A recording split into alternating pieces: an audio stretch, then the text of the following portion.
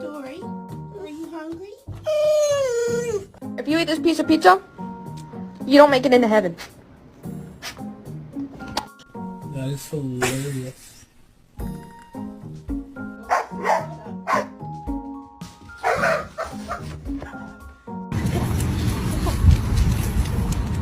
Come here.